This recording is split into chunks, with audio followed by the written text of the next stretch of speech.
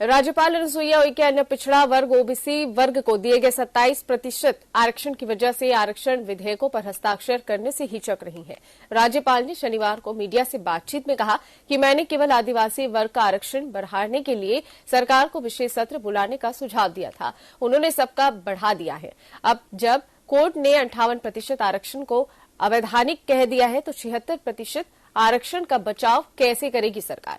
धमतरी पहुंची राज्यपाल अनुसुईया उइके ने रेस्ट हाउस में मीडिया से बातचीत की। आरक्षण विधेयक को लेकर पूछे गए सवाल पर उन्होंने कहा कि हाई कोर्ट ने 2012 के विधेयक में आरक्षण के प्रावधान को अवैधानिक करार दिया था।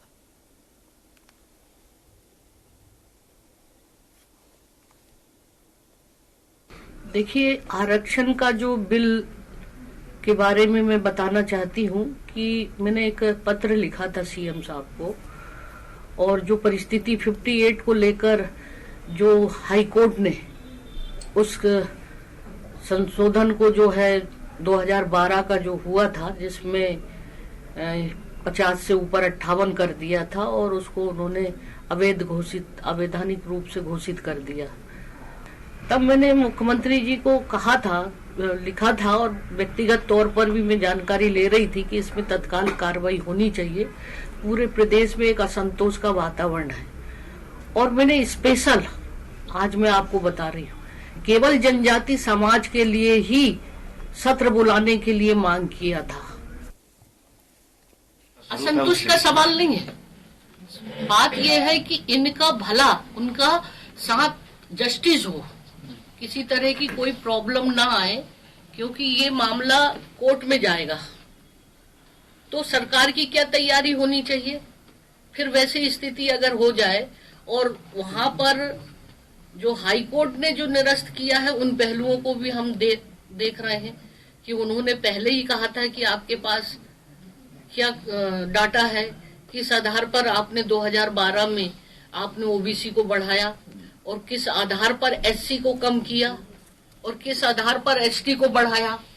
और फिर दूसरी बात है कि जो प्रशासनिक सेवाओं में जो है भर्ती नियम के तहत, उसके लिए आपका जो आंकड़े, जो डाटा उन्होंने टेबल बनाया था, उसमें जो पदों की क्या स्थिति है, स्टेटस, और अगर कम है तो किस कारण हो, ये तमाम पहलुओं को जो है हाई कोर्ट का भी जजमेंट को भी हमको ध्यान में रखते हुए ये सरकार के सामने ये सारी चीजों की मैं जानकारी इकट्ठी कर रही हूँ, क्योंकि ये मामला बहुत बड़ा हो गया है।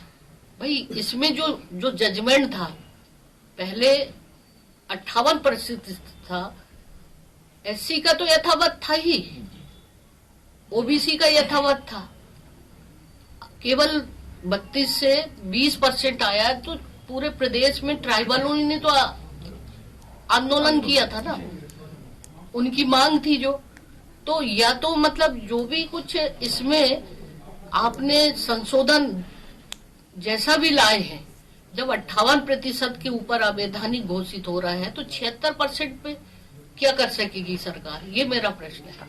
आप कुछ सोचिए ना। तो इसमें 1% केवल ट्राइबल का मामला नहीं है, सभी के लिए है। अगर कोर्ट में जाएगा तो सभी का